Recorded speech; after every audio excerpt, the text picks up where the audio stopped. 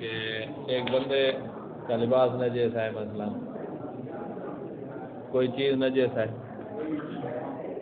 وہ بندہ کہیں گیا پھر واپس آیا، آپ کو احتمال اگر آ جائے نا وہ کل ہی احتمال کہ اس نے پاک کیا ہوگا، بس کافی ہے، وہ چیز پاک ہے، کپڑے اس نے پہنے ہوئے تھے نجس تھے، باہر گیا کچھ دیر بعد واپس آیا اس نے وہی اتار کے کھڑا دیا، اب ان کو پاک کرا دو آپ، کیونکہ آپ کو احتمال آ رہا ہے کہ یہ اس نے پاک کیا ہوگا، پاک ہے، آپ اس میں نماز پڑھتے ہیں، تو یہ ہے غیبت۔ یہ احتمال کس کے بارے میں آ سکتا ہے؟ وہ بچہ جو غیر ممیز ہے، جس کو پتہ ہی کچھ نہیں چلتا، اس کے بارے میں یہ احتمال ہی نہیں آ سکتا کہ اس نے پاک کیا ہوگا کہ نہیں۔ ممیز بچہ ہے نا، اس کے بارے میں بھی احتمال آ سکتا ہے کہ اس نے پاک کیا، تو لہذا پاک ہونے کا حکم لگا دیا۔ جہاں کپڑوں کی مثال اور کوئی، آپ یہاں ہیں کوئی قالین، کمبل، بستر کی چادر وغیرہ یہ نجس، آپ کو پتہ ہے، آپ گئے واپس آئے کچھ عرصے بعد پاکستان کا ادھر آئے اور آپ بس ٹھیک ہے، آپ کی اپنی تو نہیں ہے نا کہ آپ کو پتہ کسی اور نے پاک نہیں کرنا، اجتماعی قالین ہے وغیرہ، تو احتمال آ سکتا ہے کہ ہو سکتا ہے پاک ہو گیا، تو یہ احتمال جب آئے تو بس پاک کہہ دیں۔ ایک دفعہ آپ کو احتمال ہی نہیں آتا قرائن وغیرہ دیکھ کے، تو پھر تو یہ شرط ہی ہماری پوری نہیں ہوگی، احتمال ہے تو وہ پاک ہے، یہ ہے غیبت میں، اور اس میں کچھ نہیں۔ غیاب المسلم کوئی وقت نہیں ہے، یہ خصوصی مطہر ہے، شریعہ یہاں سہولت دینا چاہتی ہے تو کیوں نہ لیں، یہ خصوصی مطہر ہے، اس کو سمجھو، اور آپ بھی کہو گے غیبت زندہ باد، غیبت پہلے کچھ مولوی نعرہ لگاتے غیبت زندہ باد، پتہ نہیں ان کو سمجھ ہوتی تھی کہ نہیں، یہ چلتا تھا قوم میں طالب علم یہ نعرہ لگاتے تھے، تو آپ بھی لگائے نجاب نے نعرہ غیبت زندہ باد۔ بہرحال سید سستانی نے تو بہت آسان یہ مسئلہ جو کچھ پھر کوئی کا شاید تھوڑا سا شرائط کچھ مشکل ہے، لیکن ادھر بس اعتماد یہ مانے۔ العاشر غیاب المسلم البالغ، مسلمان جو بالغ ہے وہ غائب ہوا ہے، یا ممیز مسلمان جو غائب ہوا ہے، فیضا کیا مطلب، فیضا تنجسا بدن ہوا و لباس، تو اس مسلمان کا بدن یا لباس نجس ہوا تھا، بناوے ذالک مما فی حیاضتی، یا اور چیزیں جو اس کے پاس ہیں وہ نجس ہیں، ثم غاب، پھر وہ غائب ہوا، یحکم بطہارت ذالک المتنجس، اس متنجس کی طہارت کا حکم لگے گا، اذا وہ تو میرا تطہیر ہو احتمالاً و کلائی، جب احتمال آ جائے کہ اس نے پاک کیا ہوگا اور احتمال بھی ہو کلائی ہو، بس کافی ہے، یہ پاک ہے۔ وَإِنْ عَالِمَ، اب یہ دیکھنا کہ اتنی آسانیاں دیتے جا رہے ہیں، وَإِنْ عَالِمَ أَنَّهُ لَا يُبَالِي بِالطَّهَارَةِ وَالنِّجَاسَةِ، آپ کو پتہ ہے یا ان علماء یا معلوم ہو، اگرچہ معلوم احتمال آ گیا جی آ گیا پاک ہے، چاہے آپ کو معلوم ہے کہ وہ بندہ ایسا ہے جو بے پرواہ ہے طہارت نجاست، بے پرواہ مسلمان کے بارے میں بھی آپ غیبت جاری کر سکتے، بے پرواہ ہے لیکن احتمال وہ بات رہے، احتمال آ جائے، آپ کہیں جی مجھے بے پرواہ کے بارے میں احتمال ہی نہیں آتا، تو پھر ہم کہیں گے پاک بھی نہیں ہے، اگر احتمال آتا ہے ٹھیک ہے۔ وعلیکم السلام۔ کا بعض افراد الحائض المتہمہ، وہ بعض خواتین جو حائض ہیں اور ان پر وہ متہمہ ہیں کہ وہ طہارت نجاست کی پرواہ ہی نہیں کرتے، ان کے بارے میں بھی آپ کو احتمال آ جائے نا کہ اس نے پاک کیا ہوگا، پاک ہے۔ ولا یشترط فی الحکم بالطہارہ للغیبہ ان یکون فی حیاضتہ المتنجس، ان یکون من فی حیاضتہ المتنجس عالما بنجاستہ، اچھا ایک اور شرط لگاتے ہو، ایک شرط تو آپ نے لگائی ہے کہ احتمال آ جائے، یہ والی بات شرط لگاتے ہو، کون سی والی دیکھنا، کہ ہمیں کم از کم اس بندہ جس کے بارے میں ہم غیبت جاری کر رہے ہیں، اس بندے کو پتہ تو ہو کہ یہ چیز نجس ہو گئی تھی، اگر اس کو اپنے کپڑوں کے نجس ہونے کا پتہ ہی نہیں ہے اور وہ غائب ہوا اور آ گیا اور ہمیں احتمال ہو رہا ہے لیکن اس کو نجاست کا پتہ ہی نہیں تھا، جب پتہ ہی نہیں تھا تو پتہ نہیں اس نے پاک کی ہوگی کہ نہیں، تو یہ شرط بھی تو لگا دو نا کہ اس کو نجاست کا پتہ ہو اور اس کے بعد آپ کو احتمال ہے، کہا یہ شرط بھی نہیں، یہ پتہ ہو والی شرط بھی نہیں ہے، اس کو نجاست کا پتہ ہے یا نہیں ہے، بے پرواہ ہے یا پرواہ کرنے والا ہے، جیسا بندہ ہے آپ کو احتمال ہو کلا یاد ہے کافی بلا جو اس طرح یہ شرط نہیں ہے بھائی کون سی فی الحکم بطہارت للغیبہ غیبت کی وجہ سے طہارت کا حکم لگانے میں یہ شرط نہیں ہے، کون سی شرط ان یکون من فی عیاضت المتنجس عالما بنجاست کہ جس کے حیاضت میں متنجس چیز ہے، جس کے پاس وہ متنجس چیز ہے اس کو نجاست کا علم بھی ہو، یہ شرط نہیں ہے، پھر شرط وہی ہے کہ احتمال ہو کلا جائے اور یہ بھی شرط نہیں ہے ولا یستعمل فیما مشروط بالطہارہ کہ وہ متنجس چیز کو ایسی چیز میں استعمال کرتا ہو جس میں طہارت شرط ہے، جیسے نماز، کپڑے نماز میں استعمال کرتا ہو، یہ شرط نہیں کرتا ہو نہ کرتا ہو، نمازی ہو بے نمازی ہو، جیسا بھی ہے آپ کو احتمال چاہیے کہیں یصلی فی لباس الذی کان متنجسا کہ وہ نماز اس لباس میں پڑھتا ہو جو متنجس ہو گیا تھا، یہ شرط بھی نہیں، نماز بے نماز ہے، بے پرواہ ہے، جو بھی ہے آپ کو احتمال آ جائے کافی بل یحکم بالطہارہ بمجرد احتمال تطہیر، طہارت کا حکم لگے گا بس احتمال ہو جائے تطہیر کا کما سبق۔ اچھا ہم کہہ رہے ہیں بندہ غائب ہو گیا ہے، چلا گیا ہے، پھر آیا ہے تو ہم نے اس کے کپڑوں کو پاک کرا دیا، تو غائب نہیں ہوا ہے یہی ہے، ہم چلے گئے اور ہم واپس آئے تو بھی یہی بات، ایک دوسرے سے جدا تو ہو جائے نا، ہم اس کے حالات سے منقطع ہوئے ہیں، مطلع تھے نا جب ہمارے سامنے ہیں، پھر درمیان میں انقطاع ہو گیا ہے، ہم چلے گئے ہیں، ہمیں پتہ نہیں پیچھے کیا ہوا ہے، یا اندھیرا ہو گیا ہے، ہمیں پتہ نہیں وہ کہاں گیا کیا کر رہا ہے اسی علاقے میں، روشنی ہوتی تو ہم اسے دیکھ لیتے، اندھیرا یہ بھی ایک غیبت ہے، ہم اس کے حالات سے مطلع نہیں، اور اتنے دیر وہ اندھیرا رہا ہے کہ جس میں پاک کر سکتا ہے سب کچھ، تو یہ بھی یہاں اگر احتمال آ جائے تو آپ کہیں جی مجھے احتمال ہی نہیں آتا تو ہم کہیں گے پاک ہے، اب حکم الغیاب العمی، آپ اندھے ہو گئے ہیں، آپ اندھے ہو گئے وہ نا آپ اندھے ہو گئے تاکہ کوئی سورہ بھی کرنے احتمال و ظلم یا اندھیرا ہو گیا ہے اتنا دیر کہ آپ احتمال آ رہا ہے کہ اس میں ہو سکتا ہے پاک کر لو بس فیضا تنجس بدن المسلم اور ثوبہ مسلمان کا بدن نجس ہو جائے یا اس کا کپڑا نجس ہو جائے ولم یرا تطہیرہ اور اس کو پاک کرتے نہیں دیکھا گیا، کیوں نہیں دیکھا آپ نے اس کو پاک کرتے ہوئے لعما اندھے ہونے کی وجہ سے، آپ اندھے ہو گئے ہیں نہیں دیکھ سکے اس کو پاک کرتے، اول ظلمت جا اندھیرا ہے اور آپ اس کو پاک کرتا نہیں دیکھ سکے تو یو کام بے طہارت بشرط الواحد المتقدم، اسی ایک شرط کی وجہ سے، کیا شرط تھی؟ احتمال یہ ختم۔ 11واں مطہر ہے حیوان جو انسان کا پاخانہ کھانے کا عادی ہو چکا تھا، اس کا استبراء، جیسے استبراء ہوگا اس میں جو چیزیں نجس تھی، 3 چیزیں نجس ہیں نا اس میں، ایک اس کا پیشاب، دوسرا اس کا پاخانہ، یہ ہے حلال گوشت، بکری ہے، مرغی ہے، پیشاب پاخانہ نجس تھا، اس کا پسینہ بھی نجس، جیسے اس کا استبراء کرو گے اس کا پیشاب پاخانہ پاک ہو جائے گا، جس طرح دوسرے حلال جانور پسینہ پاک ہو جائے گا، اس کا دودھ آپ پی سکتے ہیں اور گوشت بھی کھا سکتے ہیں، جب یہ کھا رہا تھا گندگی تو نہ دودھ پی سکتے تھے نہ گوشت کھا سکتے ہیں، آپ دودھ بھی پی سکتے ہو گوشت بھی کھا سکتے ہو، پیشاب پاخانہ پاک ہے، پسینہ پاک، تو یہ کتنا استبراء کیسے کریں گا، اتنی دیر اس کو روکو، اتنا عرصہ اس کو روکو کہ اب اس کو جلال کہنا بند کر دے، پہلے کہہ رہا تھا جلال اور اب کہے گا اب جلال نہیں، بس یہ کر وہ جو عدد ذکر ہوا ہے اتنے دن روایات میں کا ان پر عمل کرنا احتیاط مستحب ہے، اس سے پہلے اگر لوگ کہیں کہ یہ جلال نہیں ہے، علیکم السلام، ان سے پہلے بھی اگر لوگ کہیں کہ یہ جلال نہیں ہے تب بھی استبراء ہو گیا ہے، استبراء ہو گیا، اور وہ عدد آپ نے پورا کر لیا اور ابھی بھی لوگ کہہ رہے ہوں کہ جلال ہے تو پھر اس کا مطلب استبراء نہیں ہوا، لیکن لوگ کہنے لگ جائیں گے، تو لہذا یہ والی صورت ہو سکتی ہے کہ عدد پورا نہیں ہوا اور پھر بھی لوگ کہنے لگے ہیں کہ جلال نہیں ہے، تو کہا احتیاط مصاب عدد بھی پورا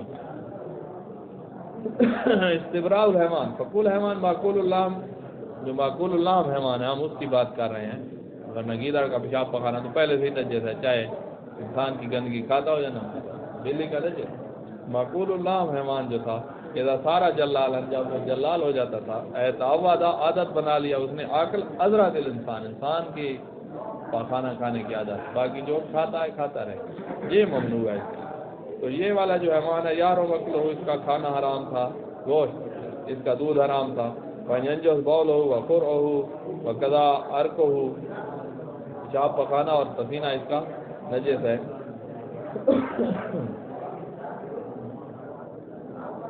واجو کام بے طہارت الجمی بعد الاستبراء، استبراء جب ہو گیا تو یہ تینوں پاک ہو جائیں گے، پیشاب پخانا اور پسینہ، اور دودھ اور گوشت حلال۔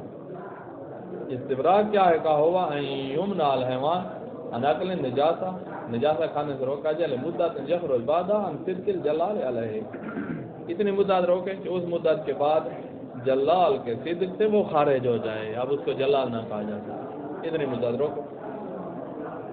فلا وطلا، احتیاط مستحب یہ ہے کہ ما ذالک، یعنی اس کو جلال بھی نہیں کہا جا رہا، اور اس کے ساتھ ساتھ احتیاط مستحب یہ ہے کہ یرائی فیہ مضی المدہ المعین لہو فی بعض الاخبار، کہ بعض اخبار میں جو مدت معین ہوئی ہے نا وہ بھی گزر جائے، یہ احتیاط مستحب ہے۔ اس مرغی کے لیے فرض کرو ہے نا 3 دن، مرغی کو پہلے 2 دن بعد ہی ہر کوئی کہنے لگے جلال نہیں ہے، تو تیسرا دن بھی احتیاط مستحب ہے کہ پورا کرو، اگر 3 آئے ہیں تو مجھے ایسے یاد آ رہا ہے کہ مرغی کے لیے 3 تھے، یا بدخ کے لیے 7 تھے، بدخ کے لیے کتنے تھے؟ 5 تھے۔ مشکل ان اخبار کی مشکل یہ آئے گی، ان میں سے بہت سی جو ہے نا مجھے ایسے یاد آ رہا ہے کہ ضعیف ہے سند کے، تو جس وجہ سے احتیاط مستحب لگے، اگر صحیح سند ہیں اور ائمہ کہہ رہے ہیں تو پھر آپ کیوں احتیاط مستحب لگا؟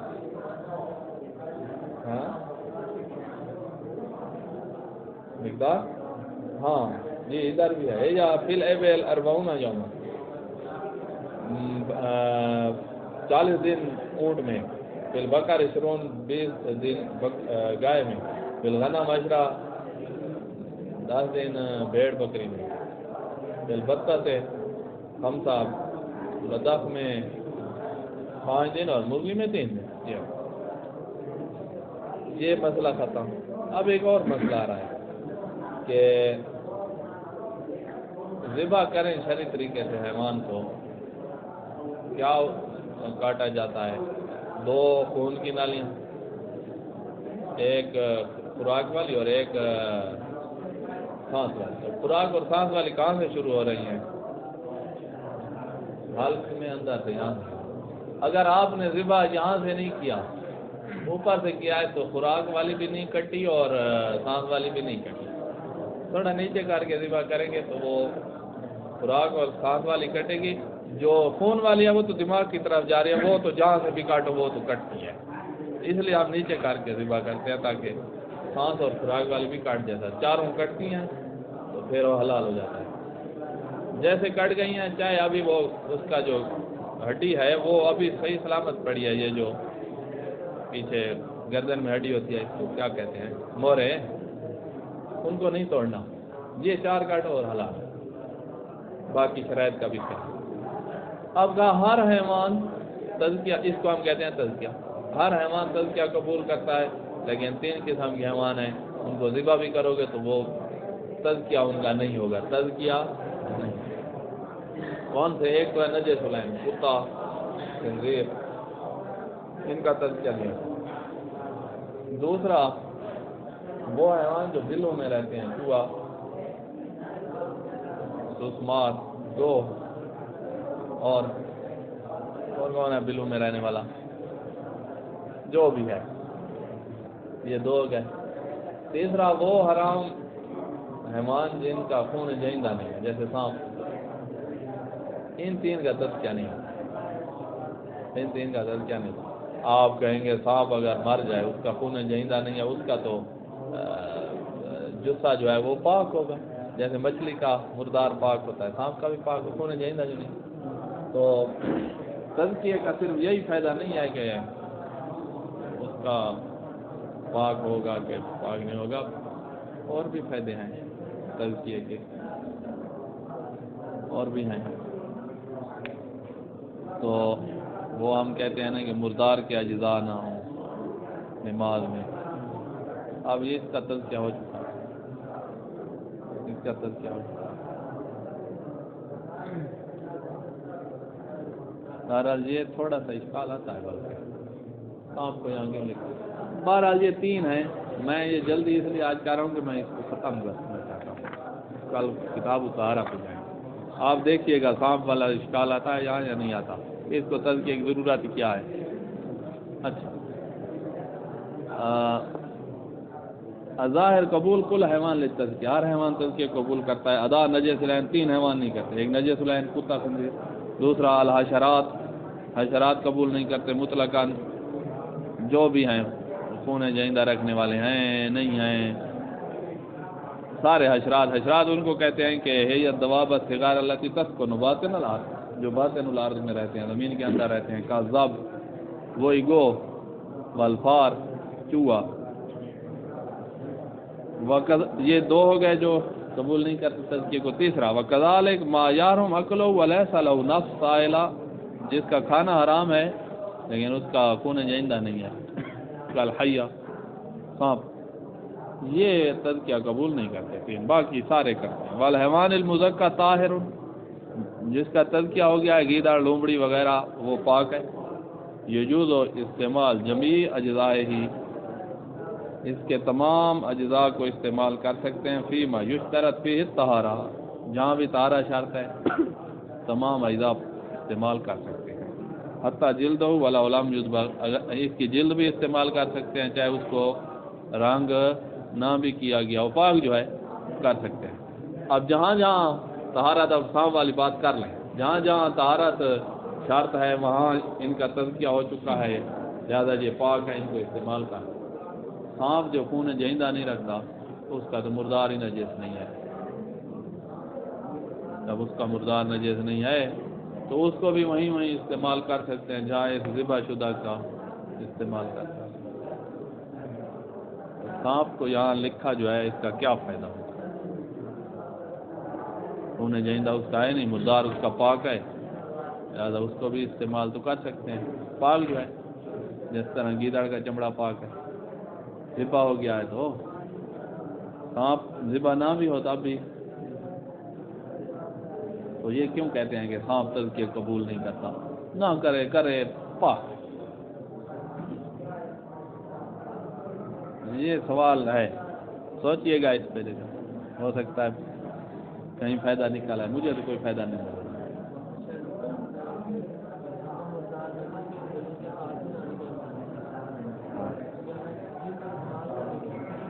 جلد استعمال وہاں کر سکتے ہیں جس میں طہارت شرط ہے. نماز میں حرام گو جانور کی جلد استعمال نہیں کر سکیں گے, اگرچہ اس کو ہم نے شرعی طریقے سے ذبح بھی کیا, نماز میں استعمال نہیں کرتے.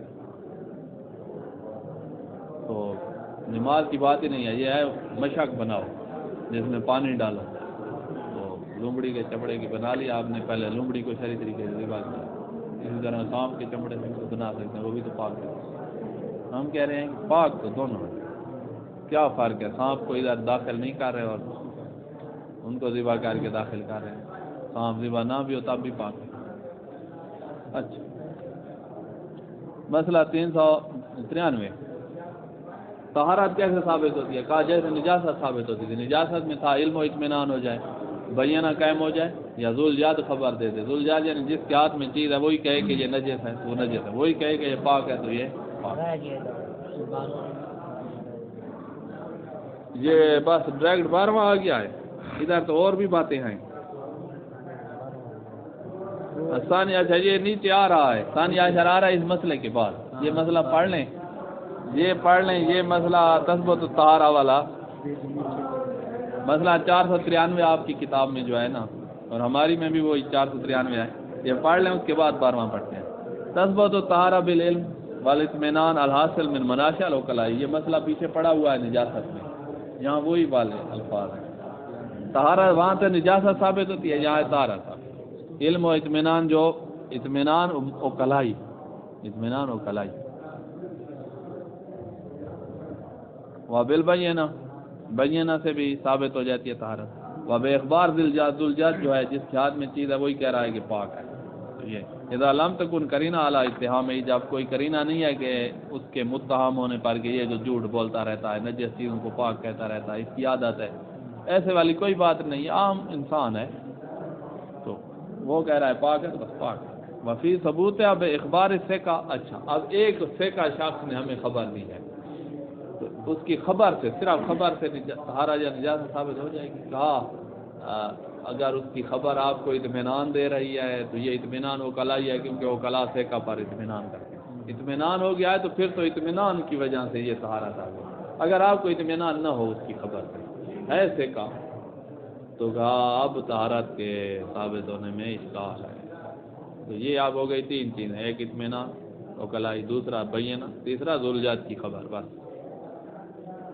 وفی ثبوت طہارت بے اخبار سیکا نے خبر دی ہے تو کیا ثابت ہو جائے گی؟ معلوم یوجب اطمینان نہیں دے رہی ہے. صاحب اشکال ہے. فلا یترک مراد الاحتیاط فی ذلک، احتیاط کے تقاضے کو یہاں ترک نہ کیا جائے، یعنی احتیاط کرو. فاذا شک فی نجاست ما علم طہارت سابقا. اچھا یہاں اور بات ہے، یہاں استصحاب جاری کریں. ایک چیز پہلے پاک ہے، اب آپ کو شک ہے کہ نجس ہو گئی یا نہیں ہوئی، تو اسی طہارت کا استصحاب کرو اور کو پاک. اذا شکا فی نجاست ما علم طہارت سابقا، جس کی طہارت کا سابقا جس کے بارے میں آپ کو علم ہے کہ یہ پاک تھی، اور اب آپ کو اس کی نجاست کا شک ہے، تو یبنا علی طہارت، استصحاب جاری کریں گے اور طہارت پر بنا رکھیں گے. 12ویں چیز جو مطہر ہے وہ ہے آدھی مقدار میں جب حیوان کو ذبح کریں تو عادتاً جتنا خون نکلنا چاہیے اتنا نکل گیا، اور جو باقی بچا ہوا ہے وہ پاک ہے. جو نکل گیا یہ نجس، یہی نکلنا جو ہے بقیہ کو پاک کر دیتا ہے. عادتاً نکلے جتنا نکلنا چاہیے. اگر آپ نے ذبح کر کے اس کے گردن اوپر کر دیا نا تو اب اتنا نہیں نکلے گا جتنا نکلنا چاہیے. اب ہم بقیہ کو پاک نہیں کہتے. صحیح ہے، برابر جگہ پہ پڑا ہے حیوان، جو نکل گیا وہ نجس، جو رہ گیا وہ پاک ہے. اب خون جو پاک ہے اس کی گردن کو پانی سے دھو لیں، پاک کر لیں، چھری پاک کر لیں، آپ چمڑا اتاریں اور سب کچھ کریں، بس ٹھیک ہے. اب جتنا خون آپ کو لگے گا وہ سارا پاک ہے. لیکن یہ یاد رہے کچھ چیزیں حیوان میں ہوتی ہیں جن کا کھانا حرام ہوتا ہے، جیسے اعضائے تناسل، جیسے اس کی ریڑھ کی ہڈی میں جو صلب ہے اس کا کھانا حرام، جیسے خصیتین کا کھانا حرام. اسی طرح وہ بقیہ خون جو پاک ہے اس کا کھانا حرام ہے. یہ اور بات ہے، اور نجاست اور بات ہے. تو نجس خروج و دم عند تزکیۃ الحیوان، حیوان کے تزکیہ وقت جو خون نکلتا ہے، فإنه بذلك یوکم بطہارت ما یتخلف منه فی جوفہ، یہ جو نکلا ہے نا اس کے وجہ سے جو باقی اس کے جوف میں بچ گیا ہے خون، اس کو پاک قرار دیا جائے. بلاوت لزومن کا یہ حکم جو ہے خاص ہے معقول اللام حیوانوں کے ساتھ، حلال حیوانوں کے ساتھ. گیدڑ کو ذبح کیا ہے تو اس کا بقیہ جو خون ہوگا، نکلنے والا تو نکل گیا، بقیہ خون احتیاط واجب بنا پر نجس. تو یہ حکم کس کے ساتھ خاص ہے؟ حلال جانور. بلاوت لزومن اختصاص ذالک بالحیوان المعقول اللام کما مرا بیان ذالک فی مسئلہ 433. ادھر بھی یہ بات آئی تھی اور یہاں پھر آ رہی ہے، پیچھے گزر چکی ہے. خاتمہ برتنوں کے بارے میں بات ہے. کہا سونے چاندی کے برتن کھانے پینے میں استعمال کرنا بھی حرام، کھانے پینے کے علاوہ بھی ان کا استعمال کرنا احتیاط واجب بنا پر جائز نہیں.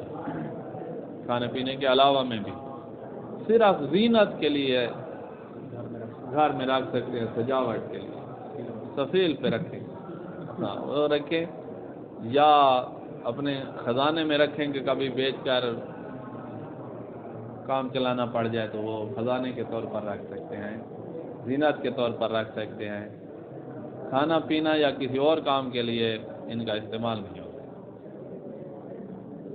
اب جب ان کا دو فائدے ہیں، ایک تو خزانے کے طور پر بھی لوگ رکھ سکتے ہیں، ایک زینت کے طور پر بھی لوگ رکھ سکتے ہیں، لہذا ان فائدوں کی خاطر ان کا بیچنا بھی جائز ہے، ان کا بنانا بھی جائز ہے، سب کچھ جائز ہے.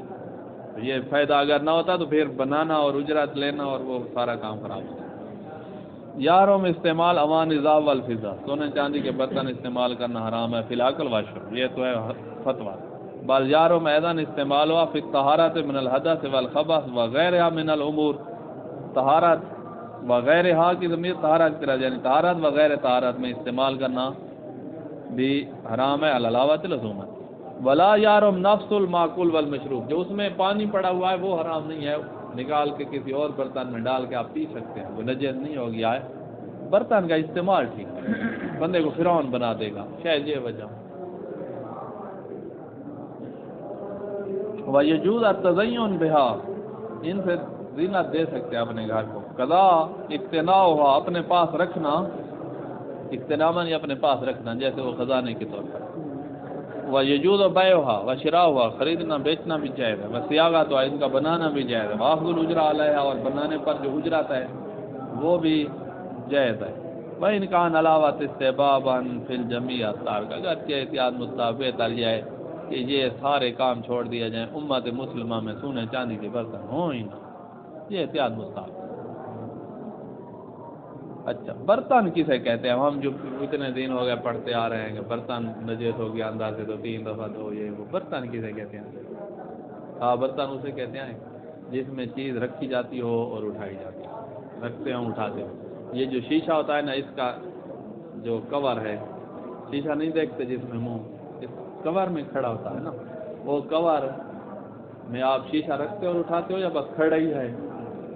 شیشہ اس میں کھڑا ہی ہے نا، کور نہیں پہچان رہے؟ اچھا، تو اس میں شیشہ کھڑا ہی ہے، تو یہ برتن شرتن نہیں ہے، یہ کور، کیونکہ آپ ایسے نہیں ہے کہ رکھیں اور اٹھائیں، رکھیں اور اٹھائیں، ایسے نہیں ہے، وہ کھڑا ہی ہے، تو یہ برتن شرتن نہیں ہے۔ برتن وہ ہے جس میں آپ چیز رکھیں گے اٹھائیں گے، رکھیں گے اٹھائیں گے، ایک یہ بات ہے اس میں۔ دوسری یہ ہے کہ اس کو بنایا ہی کھانے اور مشروب کے لیے گیا ہو، کھانا اس میں رکھیں گے، مشروب اس کو رکھیں گے، اس کو بنایا ہی اسی کام کے لیے گیا ہو۔ اب اگر اس لیے اس کی سائڈیں ہوں اور اندر سے گہرا ہوگا، اس کی سائڈیں ہوں گی تاکہ شوربہ اس میں ٹھہر سکے، پانی اس میں ٹھہر سکے۔ اگر ایسے ہو جیسے یہ کاغذ پڑا ہوا ہے، اس کے اوپر آپ پانی ڈالیں تو کیا ٹھہرے گا یا تھال اندر؟ یہ برتن نہیں ہے، ایسے سیدھا کاغذ، تو لہذا اس کا جوف ہونا چاہیے، اس کی سائڈیں ہوں جو کھانے کو گرنے نہ دے، تو یہ ہے برتن۔ تو برتن میں اب کیا چیزیں ہو گئی؟ 2 باتیں ہو گئی، ایک اس کو کھانے کے لیے تیار کیا گیا ہو، کھانا اور کام رکھنے کے لیے تیار کیا گیا اور اس میں سے اٹھایا اور رکھا جاتا ہے، یہ برتن۔ اب لوٹا جو ہے، اس میں مشروب رکھنے کے لیے اس کو تیار کیا گیا ہے یا کھانا رکھنے کے لیے، یا وہ ٹینکی جیسے ہے، پانی اس میں ہم رکھتے ہیں لیکن اب مشروب نہیں ہے نا، ٹینکی برتن نہیں ہے، اگرچہ اس کا جوف بھی ہے لیکن کوئی بھی اس کو برتن نہیں کہتا، وہ برتن نہیں ہے۔ یا اور کون سی چیز اب آپ کچھ بتائیں؟ تو بہرحال جی آپ تعریف آپ دیکھیں اور اس کے مطابق جو تبر سے صدق الانیات الازار کا یکون مضروف ہو مما یوضع فیہ و یرفع عنہ بحسب العادہ، کہ عادتاً عرف کے مطابق اس میں چیز رکھی جاتی ہو، اٹھائی بھی جاتی ہو، رکھی بھی جاتی ہو، اٹھائی بھی جاتی ہو۔ تو برتن میں یہ ایک چیز ضروری ہے، فلا تصدق الانیہ علی اطار المرآت، آئینہ کا جو فریم ہے، میں کور کہہ رہا تھا نا اس لیے، آئینے کا جو فریم ہے اس فریم کو برتن نہیں کہہ سکتے، بنا بھی اس طرح کی کوئی اور چیز ہے جس میں سے اٹھانا اور رکھنا عادی نہیں ہے، بس رکھا تو بس رکھا، اٹھانا نہیں ہو۔ مما یکون مضروف ہو ثابتاً فی ہے، یہ ایسا ظرف ہے فریم جس میں یہ مضروف ہے، شیشہ یہ فریم ہے، ظرف ہے، یہ مضروف بس ثابت ہی ہے اس میں، تو یہ برتن ہے۔ کما یعتبر ان یکون محرزا للمأکول والمشروب، اور دوسری بات یہ ہے کہ اس کو محرز یعنی تیار کیا گیا ہو، فیکٹری نے تیار ہی معقول اور مشروب کے لیے کیا ہے۔ میں یکون لہو، کہ اس کے ہوں اسفل نیچے والا حصہ ہو گہرا، و حواشی اور اطراف ہوں سائڈیں کناریں کے، تم سے کو ما یوضع فیہ، کہ اس میں جو رکھا جائے اس کو وہ اپنی گرفت میں لے. اگر سیدھا ہے جیسے کاغذ ہے تو یہ گرفت میں نہیں لے سکتا. من ہوما یعنی من المعقول والا مشروع. فلا تصدق الانیا، آنیا صدق نہیں کرتا کس پر؟ علال کنادیل، یہ کنادیل یہ آپ کے اوپر کھڑی ہیں فانوس جیسے ہیں. المشبکہ جو ایک دوسرے سے جڑے ہوئے ہوتے ہیں. کنادیل ہوتے ہیں یہ فانوس میں بہت سی ہوتی ہیں نا. فانوس کنادیل نہیں ہے، اس میں ایک ایک گلاس اس کا دیکھو نا. فانوس میں اس طرح گلاس سے بنے ہوئے ہوتے ہیں، پیالے سے بنے ہوئے ہوتے ہیں. تو یہ جو پیالے بنے ہوئے ہیں نا یہ کنادیل ہیں. اب اس کو اردو میں کیا کہتے ہیں؟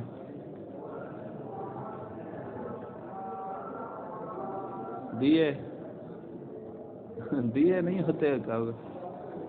فانوس میں متعدد دیے ہوتے ہیں، سراج ہوتے، کیا ہوتے ہیں؟ بلب تو ایک اور چیز ہے. اس کے اوپر آپ فانوس جا کر مولا گھرام میں دیکھیے گا، اس کے بلب کے اوپر گلاس تھا ہوتا ہے، ایسے گلاس جیسے ہوتا ہے نا، بلب اس کے اندر فٹ ہوتا ہے. یہ ہولڈر جیسے ہیں، یہ ہولڈر میں بلب نہیں لگا ہوا. اس کو کیا کہتے ہیں اردو میں؟ اب آپ پہنچ گئے ہیں، میں کون سی چیز آپ کو دکھا رہا ہوں وہی المشبکہ کنادیل جو ایک دوسرے سے جڑی ہوئی ہیں. کنادیل اس کا اردو میں لفظ میرے پاس تھا چلا گیا. تو یہ برتن نہیں ہے. والاطباق المستویہ، اور وہ طبق جو بالکل سیدھا ہے اور اس کی نہ سائڈیں ہیں نہ اس کا اندر سے وہ گہرا ہے. طبق کہتے ہیں جیسے یہ سینی نہیں ہوتی یا ٹرے نہیں ہوتا.